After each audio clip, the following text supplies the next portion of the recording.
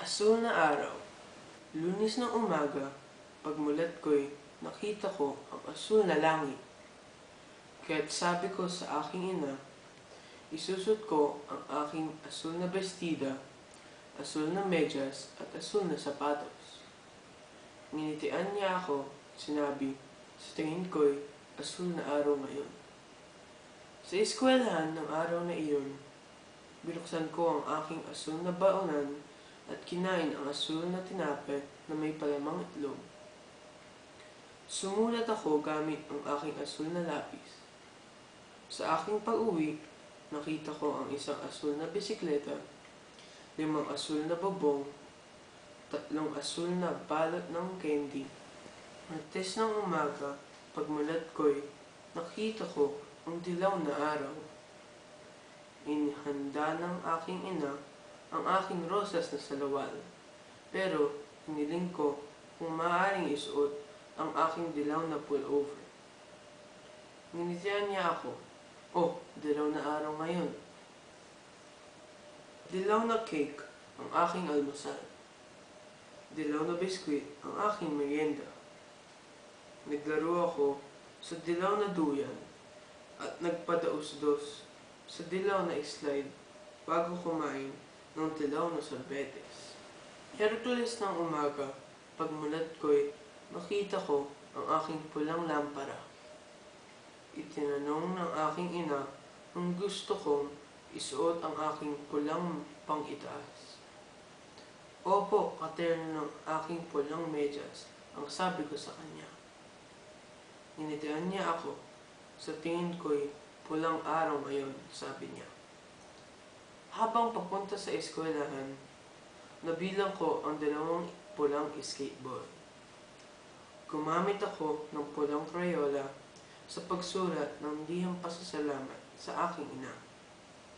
At nagdrawing pa ako ng pulang puso sa ibaba ng liham. Sumakay ako sa aking pulang bisikleta at 10 beses na nagpabalik-balik at nagpaikot-ikot sa kalye. Huwebes ng umaga, pagmulat ko'y nakita ko ang kahil na bola ng aking kapatid. Kaya't sinabi ko sa aking ina na kung maaari, isusuot ko ang aking kahil na sombrero at ang aking kahil na bestida. Ngitian niya ako, ngayon ay kahil na araw. Gumawa ako ng kalabasa gamit ng kahil na papel. Gumawa ako ng kahil na pulseras gamit ang kahil na sinulid at mga butil. Ibinigay ko ito sa aking ina. Biyernes ng umaga, pagmulat ko'y nakita ko ang lilang panyo ng aking ina. Sabi niya, pwede ko raw isuot ang aking lilang pantalon at pang-itaas. Tumango ako at nginitian niya ako. May kutob ako na ngayon ay magiging lilang araw, sabi niya. Gumawa ako ng kahon sa pamamagitan ng lilang luad. Nagdala ako pa uwi ng lilang lobo mula sa party ng aking kaibigan. Sabado ng umaga, paggising ko'y nakita ko ang aming berdeng bakuran. Suot ang aking berdeng salawal, tumakbo ako't pumunta sa aming kapitbahay na nakipaglaro. Naglaro kami ng mga berdeng bloke sa berdeng damuhan. Linggo ng umaga, paggising ko'y nakita ko ang aking rosas na kortina. Nagsuot ako ng rosas na damit pang simba. Nag-bake kami ng rosas na cake ng aking ina.